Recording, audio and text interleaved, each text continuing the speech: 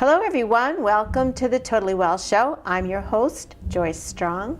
The Totally Well Show is a place where we get curious, ask questions, and explore everything to do with health, wellness, fitness, and all the things it takes to help you live the highest quality, most fulfilling life. Thanks for tuning in today, and I'm with a guest whose name is Kat Blake. Hi Kat, how are you? Well, thank you. Yeah, thanks for braving the slippery weather today. It was a little icy out there, even though icy. this won't be airing until March, but hopefully it won't still be then. And so Catherine is a certified divorce coach, and you can find her at Kat, like meow, Kat Blake, CDC.com. She's also on Facebook at Catherine, CATHARINE.Blake, and you'll find her, if you look not too hard, on LinkedIn, Twitter, Instagram, and YouTube. So, certified divorce coach. I didn't know there was such a thing. I know, most people do not. It's actually a relatively new thing because the training program only started a few years ago. Okay. So you started out though doing something else. Yes, so I've been a child and family psychotherapist my whole career. That's all I've ever done. And as you know, 50% of first marriages end in divorce. So I've a lot heard of families that were coming in with anxious children or children with depression symptoms or what have you, divorce was often on the horizon. So that's when I started to, the idea was implemented to how do I help these folks? How do I help these families navigate divorce? So you found it coming to your plate, and then you looked for education and support for yourself on how to... Right. So this was the thing. When I went back in the research, there actually was not a whole lot of research. Now, part of that is because what makes a good divorce for one family could be completely different for what makes a good divorce for another family. And there's no one right way to do it, but I was really lost on how to help my folks just get through it and also how to help their children. How about you personally? Yes, so I myself went through my own divorce 10 years ago, and it was a high conflict divorce. And again, I went into it thinking it was going to be super easy breezy. I was the one who initiated the divorce. I felt a whole lot of guilt about that. My daughter was very young, but I was like, I knew the system. I had been subpoenaed for cases. This will be in and out, very easy, and it wasn't. And especially with your background, understanding of how we work. I didn't know the legal process. I didn't know how to fill out the financial affidavit. I didn't know what a good parenting plan was for a 3-year-old because that's how old my daughter was at the time. I mean, I was completely in the dark. Wow. Yep. So how did that influence what happened next? So here's what I see a lot is the process is really scary. Most people are terrified of losing their finances, their home, their children, their status in the community, their life. Almost everything gets kind of thrown up in the air. So people tend to respond with hypervigilance. They respond from what I call their lizard brain. It's that fight or flight mode. And they're not really in their higher, thinking power. They're just kind of gut reacting as they go along. So it becomes stressful, it's terrifying. And on top of it, and I know you and I have spoken about this, a lot of the attorneys don't make things easier. They're often lobbying back and forth charges about the other party's parenting, everything, their finance, anything you could imagine. And none of that makes any difference to the legal proceeding of the divorce. But people get worn down. It's very emotional experience for everybody and traumatic. So, so you had the background, you saw the need, then you had the personal experience, and then what happened? So I came out of that, and I am a social worker by training. So in social work field, we always talk about this idea of a wraparound model of service. So I formulated this idea of having all of the professionals, not necessarily in one physical location, but they are ready, willing, and able to help people get through their divorce. And in that way, it would save them money. They're getting more of a streamlined approach. They're educated to the process. So I began that a couple years ago, and we opened the D-Source team. So we have attorneys, we have mediators, we have certified financial analysts, we have real estate agents, we have personal trainers, we have stylists, we have Reiki healers, kind of anybody and everything that you could possibly need. All the resources. All the resources. And presumably now these people have made some effort to get to know each other and worked with each other, so there's some human connection in there? So most of the people, and I'd say 99% of the team, are all people who've been impacted by divorce in some way. Uh-huh. So. And they know each other? Mm-hmm. What did you call the team? We're called the D-Source. The D-Source. Yes. Okay. So just as I'm speaking with you, I'm hearing, and of course, I've been on the planet long enough and had my own share of divorce. So a good divorce, that term struck me as a funny thing. Yes. Is that, I mean, is there are such a some thing? people that get through it. Yeah. So here's the thing, I think what makes quote unquote a good divorce is when people are able to manage their emotions. Mm-hmm. It's putting your ego aside. It's realizing that both parties are going to have to give up something in order to get through the process. And it's putting the children's needs first. Mm-hmm. So some people, although it's rare, do get through it relatively easily, but they've made a real effort to do that with each other. And sometimes there are children, sometimes not, but often Right. children are involved. Definitely property, money, some high flame kind of Oh yes. matters. Yep, businesses. Yeah, I mean, yeah. everything. So I wanted to ask something, and it's slipping out of my thought about. Well, for one, because I haven't heard about this, I have no sense of how expensive it would be or why somebody would choose to do. So can you give me an idea? Not that I want to get into your business personally, but so much, but like what could a person expect to pay? So For this kind of support. when you come in for coaching, it's packages. Yeah. And so for a month of my services, which includes one-on-one coaching, at least twice a month, and I also do offer more because what ends up happening is people will need me more. For example, when there are 4-way meetings coming up with the attorney, that's fine. So they're paying for the time chunk versus how many sessions they schedule or use with me.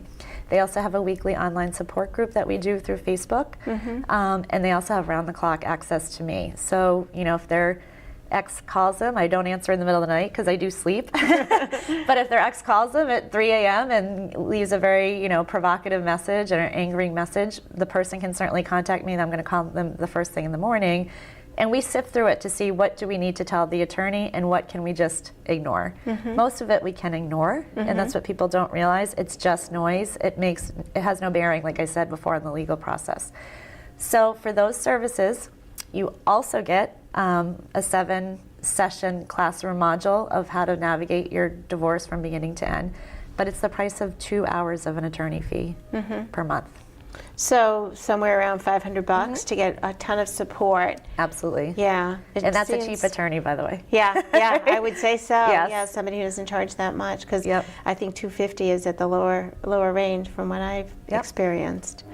So that's quite reasonable for all that support and to act as a buffer. And I remember now what I was going to ask you earlier when we were chatting. You brought up the idea of loss. I heard the word loss a bunch of times, and I wanted to go into that with you a little bit more. So when you're first confronted, either you're the one initiating or you've delivered the news. Right. Something gets discovered or whatever. It's been stewing for a while, the different ways divorce finally come to the surface. Right. So both parties, and I think that's what people don't realize, even if you're the person that initiated the divorce, you still go through the same stages of grief. Everybody does. And as those of us in the field know, it's not a nice, tidy package of, you feel this for a month and then you feel this. You tend to go back and forth through all the stages, and there's certainly triggering events like holidays or anniversaries where you bounce right back into one of the earlier stages. But a lot of my work in the beginning is educating my clients on what stage they're in, what's going on, because I want them to be in touch with their feelings. That is so important. It's not that I don't ever deal with feelings, but how can we deal with the feelings and put them in a way, box them in a way, contain them in a way where we're still able to think logically as we sort through all of the decisions that you have to make legally as you get through your divorce. So for example, and I'm going to share really personally, like I know even in my divorce, I felt so guilty about leaving that I gave in on nearly everything in my divorce. And then I looked back for years and was angry and upset that I threw in the towel on so many things. So if I had, I wish I had me when I was, just to sort of be able to realize that this divorce agreement is something that needs to make sense, not just today, but as long as your children, are 18, 20, 25, like it needs to make sense for you for a long time in the future. So that's what I really help my clients see is the bigger picture. Like, this isn't about just getting through this process. It's like, what makes sense? What's going to help your life be better for you and your children in the long run? So when people are going through that kind of traumatic time in their life, stressful time, I can imagine that self-esteem would be low and there'd be a lot of confusion. And so to be able to really know your worth and know your value Absolutely. would be difficult. So this is, I always say I want you to be a badass as you get through your divorce. So I know for me, when I got through my divorce and dealing with all these accusations that were coming my way from my ex's attorney, it wore me down. It completely ate away at my self-esteem. And then just watching all my money fly out the window, right? Trying to fight all these accusations. And I think what ended up happening for me is I got stuck in what we call the victim mindset. How could he do this to me? I'm going to nail him. And I think that's what happens to everybody, a lot of people when they go through divorce, right? But if you're coming at divorce from that victim mindset, you're more likely to give in. You're more likely to not ask for what you need. You're more likely to, again, your confidence goes down and your voice gets quieted as you go through the process. I want to empower people that they get through this process and they're like, yeah, I'm going to rock this. I'm going to walk in that courtroom confident, knowing that I asked for the best I could for my children. I think a lot of times people don't realize that attorneys are trained to win. Right.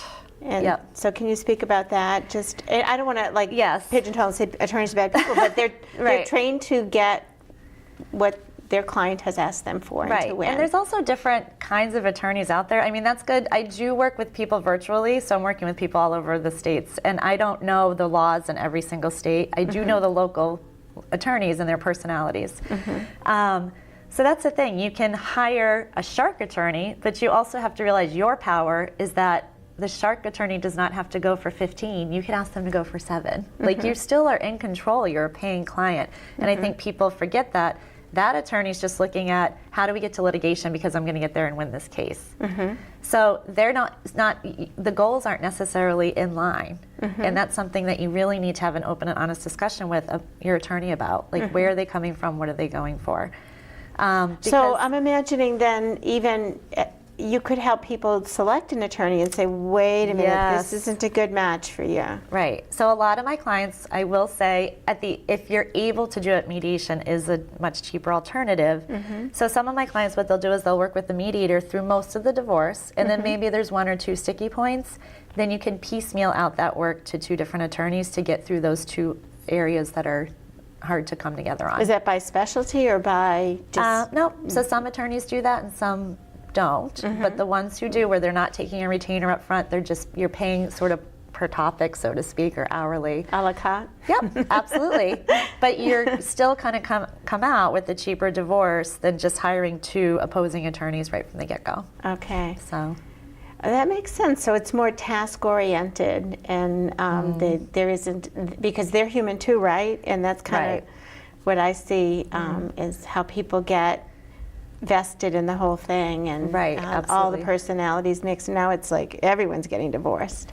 I know. Yeah. So I will even reach out to the soon-to-be ex too. I mean, I've done that as well. Like, you have. Yeah. Say like, okay, here's the deal. Let's go through the numbers. You're digging in on this, and the other partner's digging in on this, and I don't do the mediation because I'm not a mediator. But I'll sort of give a little nudge to, like, how can we get you guys on the same page so that you're not wasting all of your money getting through this divorce. And a lot of people just having that sort of, let's calm down, let's cut through the emotions, it helps them, I think, get back on track to just get the finished product done and move on and move forward. Yeah. What are some of the more effective ways you see to get people into that rational thinking mode out of their emotions? Have you had? So I encourage my clients a lot to do journaling. Okay.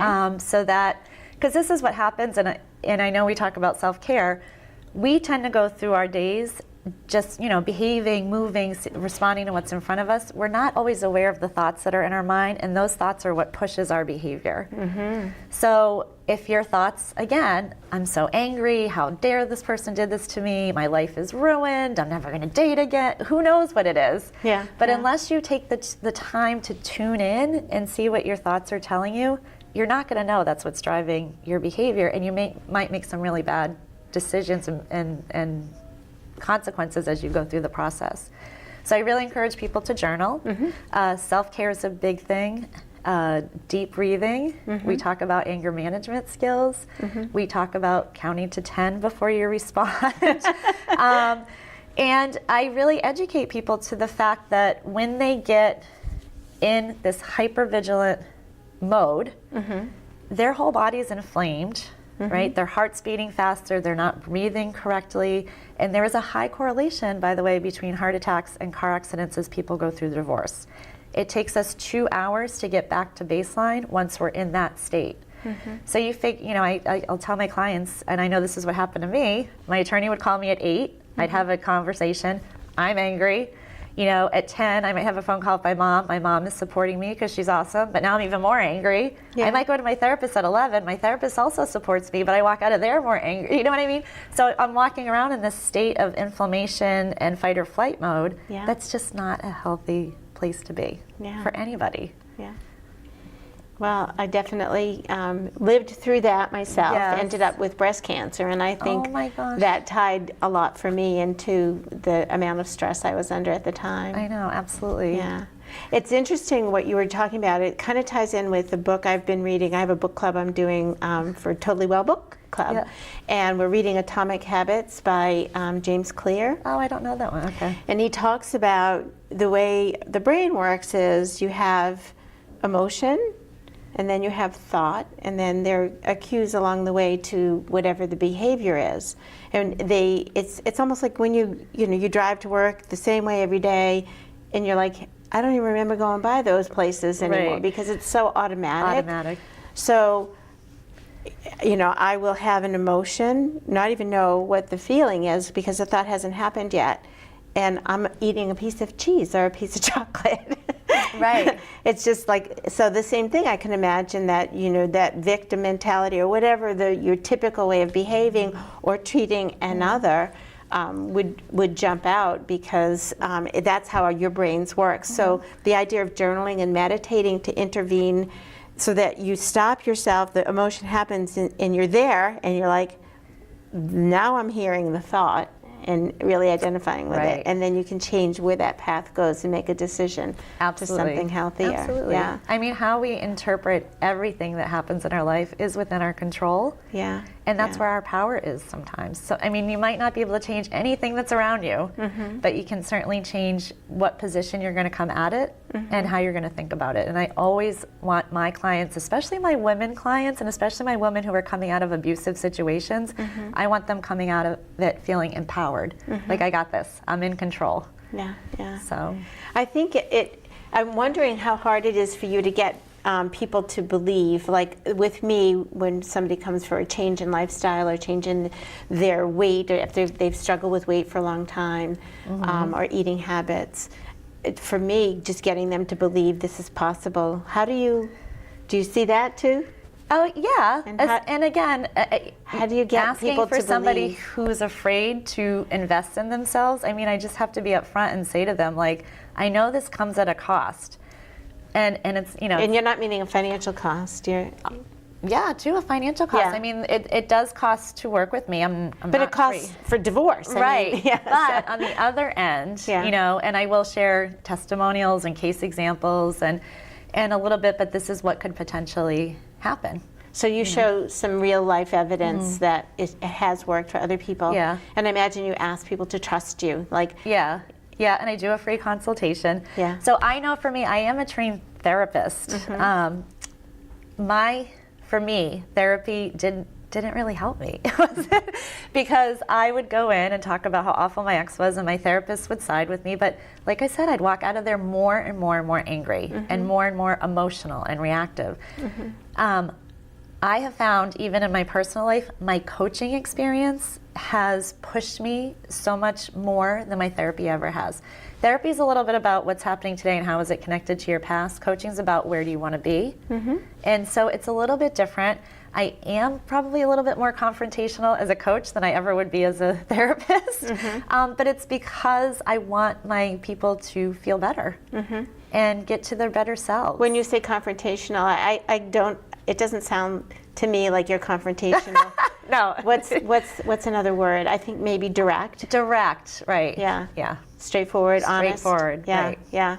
Because I can't imagine, like when I hear confrontational, it's like, it sounds angry or something, but I don't think you come across that way. No, that's not what I'm trying to do. Yeah, I mean, it's even hard for me to imagine in like a high conflict situation with your gentle personality how, but I guess that's why it works, because you're not getting all jammed up and emotional. You're just facts. Stick to the facts, Jack. Right.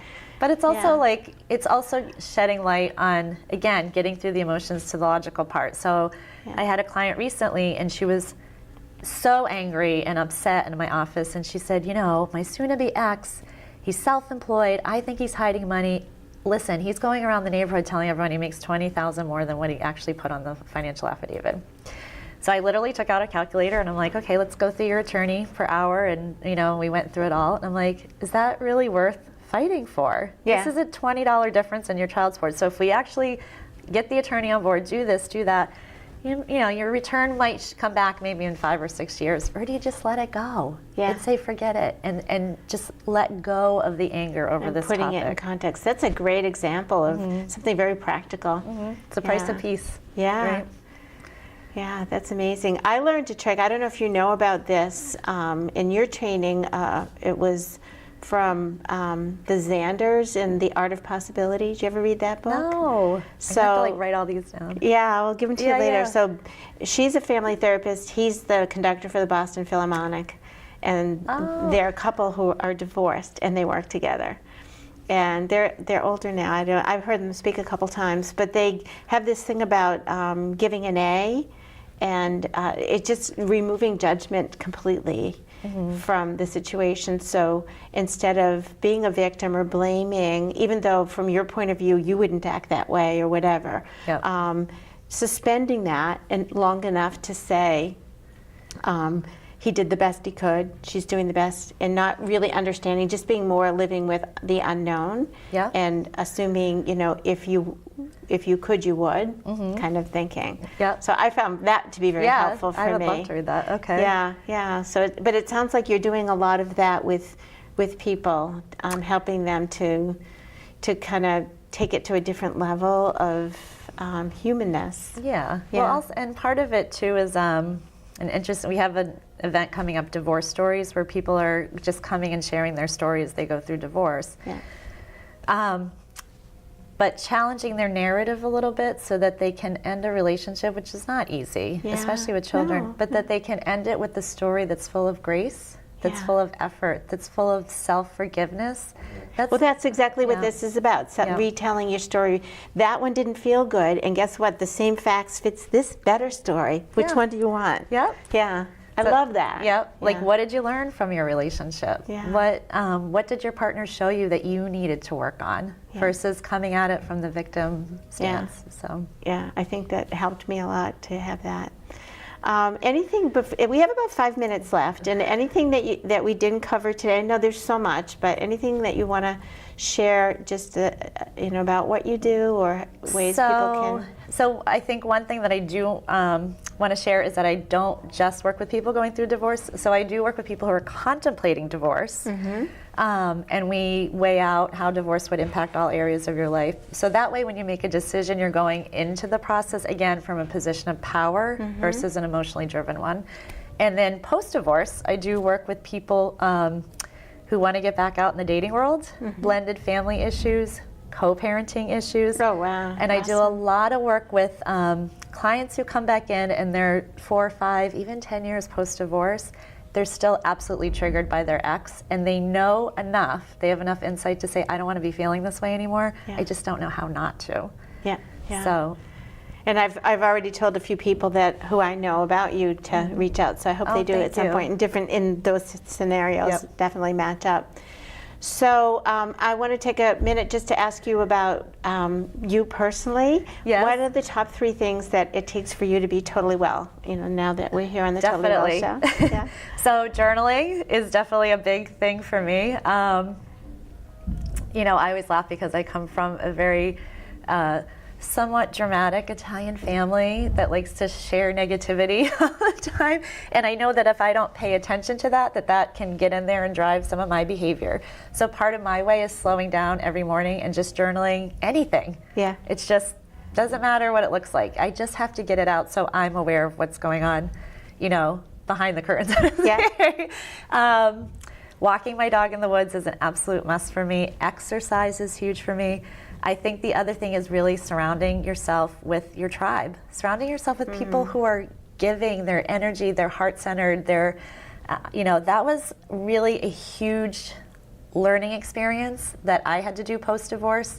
Just getting rid of the toxic relationships, the ones where I felt like I was giving and not getting anything back, and surrounding myself with positivity. And just knowing you can. Yes, absolutely. But Giving to yourself me, that permission. makes a world of difference. I was just talking to a client last week. I'm like, it's awesome that you hang out with your girlfriend on Friday nights and you guys all get around. They're all divorced and drink wine and talk about what jerks your exes are.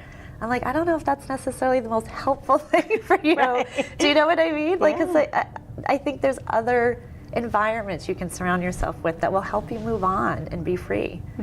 So those are probably my biggest You things. are a gift. Oh, thank you. You're a gift to so many Thank people. you. And I wish we had more time, but we're about to wrap up. I just want to make sure, go over one more time how people can reach out to you. So Sure. I'll let you take control. So my website is katblakecdc.com. The CDC stands for Certified Divorce Coach. I am on Facebook, and on Facebook you'll see I have everything on there. My personal life, business, anything and everything is on there. I have nothing to hide. So it's Facebook. It's under Catherine, Catharine.Blake.